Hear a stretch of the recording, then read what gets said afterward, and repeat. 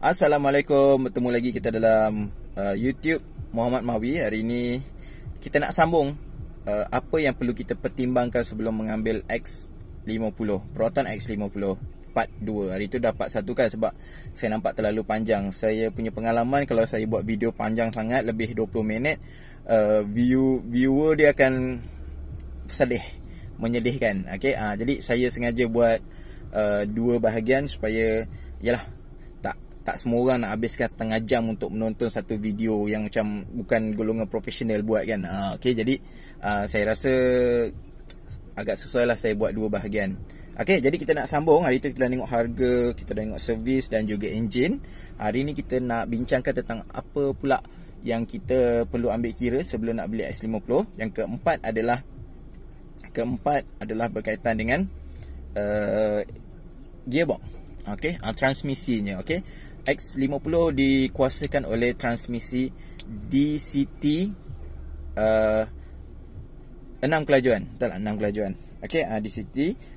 Kemudiannya DCT ni sebenarnya mempunyai rekod yang tak cemerlang lah di Malaysia. Sebelum ni beberapa jenama telah menggunakan enjin gear transmisi DCT ni. Didapati bahawa ada isu. Tapi kita kena ingat bahawa Proton menggunakan transmisi DCT wet, basah, berbanding dengan transmisi yang bermasak sebelum ni menggunakan dry, kering.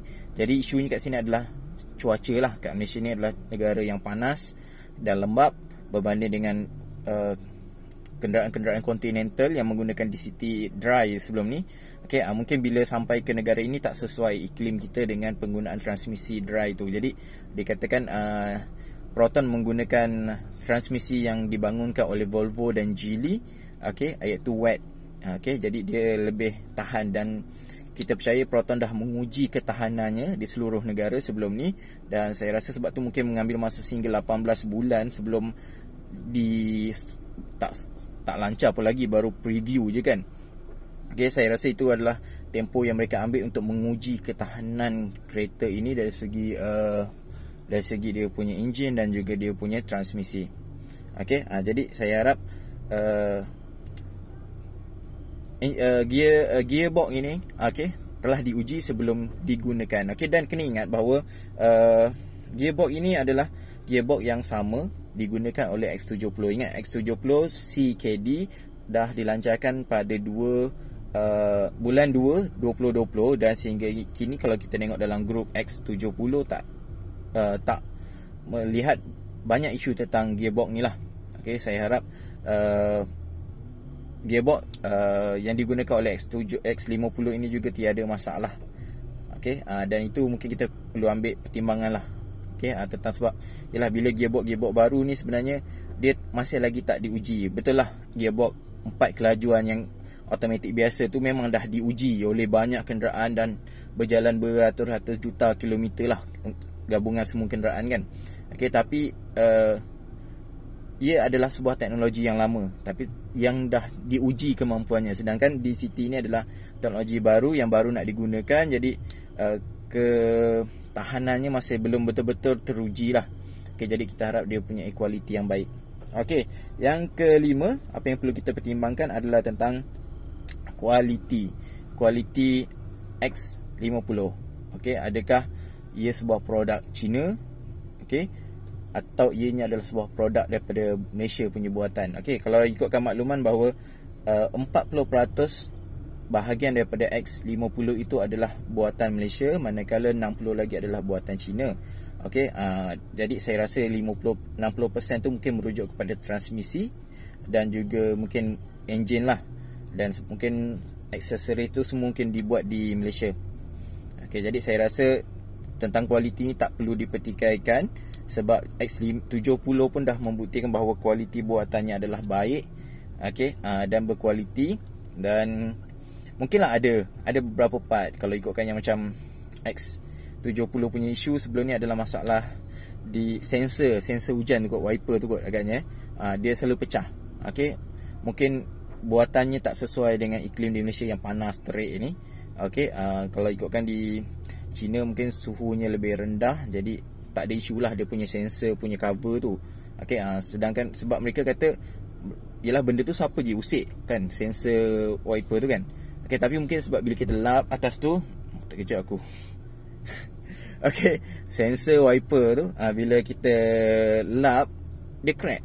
Okey, jadi tu menunjukkan jadi bahan cemuhan orang lah yang tak berapa gembira dengan perkembangan jualan Proton ni. Dia macam jadi bahan ejekan lah. Okey, jadi kita harap bahawa kualiti X50 ni lebih baik dan tiada masalah-masalah mengarut lah, senang cakap. Okey.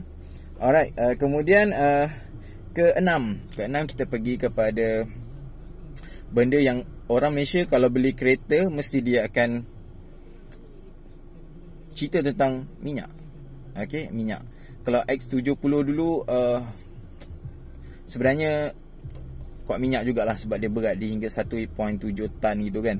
Okey, jadi X50 ni kita tak pasti berapa beratnya, jangka mungkin 1.3 atau 1.4 tan, tapi disebabkan oleh ratio dia punya berat dan juga kapasiti enjinnya tu seimbang, mungkin penggunaan minyaknya lebih baiklah. Dan di dalam paper, dalam kertas dikatakan bahawa penggunaan minyaknya adalah 6.4 liter per 100 km. Jadi kalau kat situ dia punya penggunaan minyak dalam 16 ke 17 km per liter, saya rasa itu bacaannya agak baik untuk sebuah SUV lah.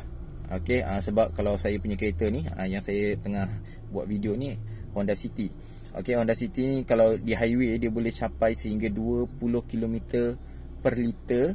Okey, kalau penggunaan harian biasa sebab saya tak duduk di bandar, jadi penggunaan biasa dia boleh dapat 17 km per liter. Okey, kalau di bandar saya tak pastilah sebab saya tak selalu masuk bandar dan tak selalu berhadapan dengan jam lah.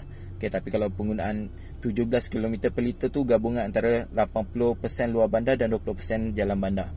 Okey, boleh dapat 17 km per liter. Okey, jadi rakyat Malaysia memang particular tentang minyak.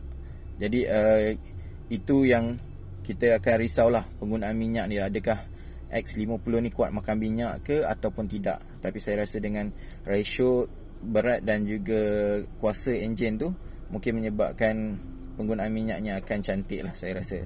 Okay, dan kita bagi orang yang mungkin yang macam saya pun tak pernah guna SUV, kita kena faham SUV ni konsepnya adalah konsep dua kotak. Okay, kotak tengah, kotak depan.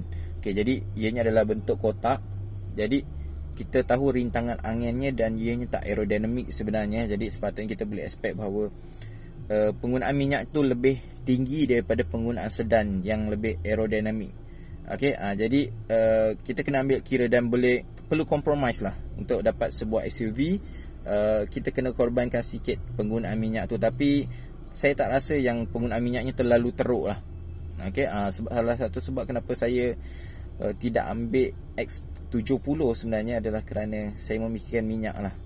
Okey, mungkin macam tak patut kan memikirkan minyak untuk segmen C dan SUV, tapi begitulah sebab saya ni selalu travel balik kampung. Okey, sekali balik perjalanan 800 km.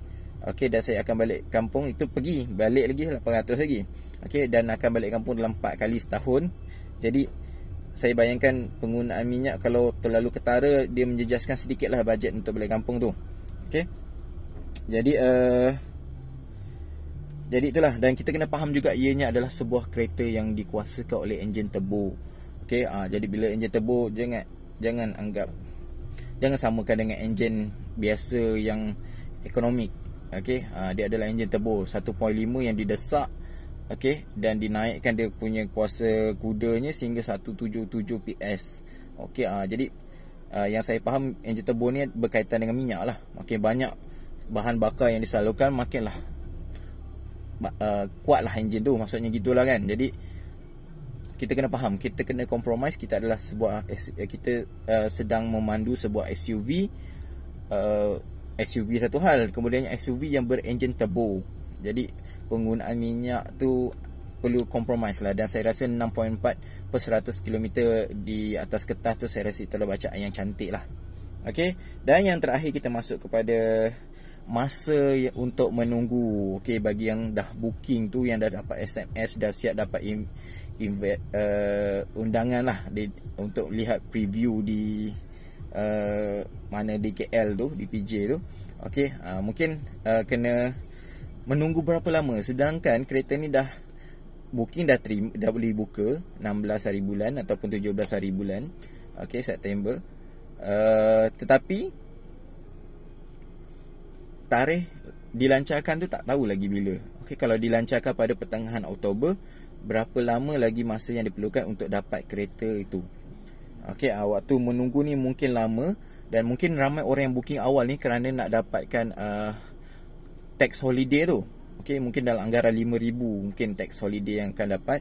Okay, mereka takut kalau booking lambat akan masuk tahun 2021, kesannya mereka tak akan dapat tax holiday tu. Okey, jadi masing-masing berlumba-lumba lah untuk dapatkan yang pertama dan dapat pengecualian cukai ni.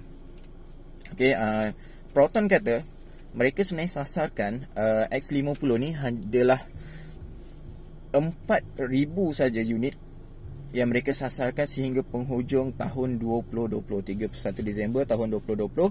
Mereka sasarkan sebenarnya 4,000 je. Jadi itu nampak macam tak masuk akal lah. Sedangkan pada hari ini pun tempahan dah melebihi 10,000 unit. Jadi Proton kalau dia sasarkan 4,000 tu nampak macam tak bercita-cita tinggi. Dan ada juga kalanya saya rasa macam, adakah Proton kemudian sebenarnya nak meletakkan harga yang tinggi dan dia rasa nanti ramai orang yang booking ni akan cancel booking sebab harganya mahal. Okey, itulah macam. Tapi sebenarnya Proton mengatakan bahawa kilangnya di Tanjung Malim tu yang dah keupayaannya 50% dah boleh guna, dah boleh berjalan dengan keupayaan 50% daripada kapasiti sebenar. Dia kata sehingga hujung tahun ni Proton boleh keluarkan 8,000 unit. Okey, 8,000 unit. Okey, dia sasar 4,000 je untuk jualan, tapi kilang dia boleh hasilkan 8,000 sehingga 31 Ogos. Okey, jadi itu petanda positif lah, yang mungkin 8,000 pertama ni akan keluar. Okey, jadi yang dah booking awal ni mungkin 2-3 hari sebelum lepas dibuka tempahan tu, mungkin yang tu akan dapat dululah. Jadi yang booking hari ke-5 ke-6 ni kemudiannya mungkin kena tunggu tahun depan punya stok. Soalnya dia punya kapasiti 8,000 je dia boleh buat sehingga hujung tahun. Okey, jadi masa menunggu tu mungkin lama. Jadi dia harap dapat bersabarlah. Okey, itu kena ambil kira lah. Jadi kalau rasa nak ambil tu, fikirkan sanggup tak tunggu kereta tu sampai.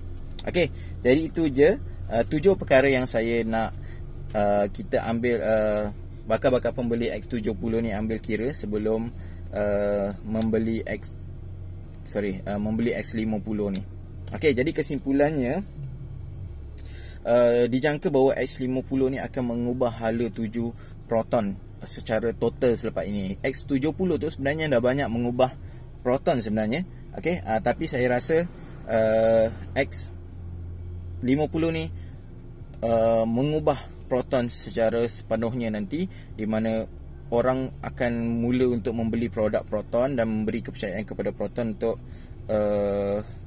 membelilah produk-produk Proton ini. Okey, masing-masing masih lagi menunggu harga. Okey, X50, X50, dan harga ni sebenarnya akan menentukan sama ada Proton berjaya atau tak dalam X50 ni. Kalau harga yang diletakkan sangat kompetitif, saya tak harap ia terlalu rendah. Saya harap ini adalah harga yang kompetitif dan orang boleh terima dan Proton akan berjaya. Tapi kalau harganya merapu, okey, mungkin yalah, kalau kita tengok Mazda X30 tu pun harga dia dah sama dengan segmen yang lebih tinggi daripada dia, CX-5. Okey, jadi apa cerita kan? Jadi macam tak masuk akal. Jadi saya rasa Proton tak akan ambil risiko macam tu. Okey, jadi mungkin harganya kompetitif dan Proton akan berjaya untuk kali ini. Okey, kemudiannya dijangka bahawa dengan keluarnya X50 ke pasaran Malaysia, ia akan mengubah landscape pemilikan kereta ni. Okey, selama ni mungkin semua orang lebih kepada SUV dan hatchback, tapi kali ini saya rasa mereka dah berubah. Malaysia akan menuju sebuah negara di mana mereka lebih ramai orang pakai SUV daripada pakai sedan. Okey, MPV tu mungkin zaman dah lepas. Okey, mungkin dulu ada juga MPV ni meledak Okey, tapi kemudiannya makin lama makin suram dan SUV pula naik. Dan jika Proton berjaya kali ini, kemungkinan hayat SUV dalam pasaran Malaysia ni akan lebih panjang lah. Tapi mungkinlah, tak tahulah, mungkin satu hari nanti orang akan rasa macam tak relevan sebenarnya SUV ni kat Malaysia. Tu tak pastilah kan. Tapi sebenarnya saya rasa ianya masih relevan. SUV ni pula, MPV ni mungkin kerana mula orang bercita-cita untuk keluarga ramai, untuk masuk ramai orang. Tapi lah sekali baris ketiga tak ada orang guna. Tapi SUV ni adalah sebuah kenderaan yang melambangkan penampilan, gaya. Jadi saya rasa dia boleh pergi jauh. Okey, kemudiannya dijangka ia akan menjadi pemacu utama penjualan produk Proton. Kalau sebelum ni mungkin Persona menguasai jualan Proton atau X70, lepas ni mungkin X50 akan menjadi dalam kek jualan Proton ni. Mungkin X50 akan menguasai mungkin lebih daripada suku lah jualan Proton, dan mungkin menjadikan Proton kembali dipercayai dan menjadi mungkin jenama nombor 1 selepas ini. Okey, mungkin jauh lagi nak mengejar Pro 2, tapi saya rasa ia boleh. Okey, Proton insya-Allah akan berjaya, tapi mungkin memerlukan beberapa tahun lagi lah untuk menguasai pasaran Malaysia. Okey, kemudian saya mencadangkan agar Proton meletakkan harga yang betul-betul sesuai. Sebab kalau terlalu rendah mungkin tak untung lah. Tapi saya harap Proton gunakan X50 ni sebagai satu kereta, kenderaan yang boleh dibeli oleh ramai orang dan dapat menarik kepercayaan orang kepada Proton, dapat memulihkan semula brand Proton di dalam negara ini. Saya rasa kalau Proton ambil untung yang tipis pun, saya rasa berbaloi lah untuk bina balik brand Proton tu. Okey, mungkin tak masuk akal kan untuk jual benda yang tak untung. Saya rasa kalau kita dapat Proton dapat untung sedikit dari segi keuangan, tapi Proton dapat kepercayaan, dapat kembali menguasai pasaran, dan juga kemudiannya dapat membina brandnya semula. Saya rasa itu keuntungannya lebih bernilai lah daripada nilai jualan tu. Okey, faham tak? Nilai keuntungan dia tu. Okey, keuntungan berbentuk macam itulah sebenarnya keuntungan yang akan kekal berpanjangan. Okey, untuk membina brand Proton tu. Saya rasa kalau Proton cuba untuk untung sedikit tetapi menjadi kembali jenama yang dipercayai dan disayangi oleh orang di Malaysia ni, saya rasa itu lebih baik. Okey, mungkinlah untuk model X50 Proton mungkin ambil laba yang sedikit, tapi nanti bila dah dipercayai, bolehlah gunakan model-model baru yang lain untuk dapat keuntungan yang kemudian. Okey, ini cadangan saya saja. Okey, jadi itu saja yang saya nak bincangkan. Okey, kepada yang nak ambil X50, pastikan anda ambil kira dulu 7 perkara ini. Okey, mungkin boleh dijadikan panduan lah, fikir-fikirkan balik lah. Okey, kalau nak ambil, dan saya rasa ia akan, dia tak banyak mengubah pun keputusan orang yang nak beli X50 ni, tapi paling kurang mereka boleh berkira-kira atau bersedialah daripada peringkat awal apa yang mungkin mereka akan hadapi kemudian.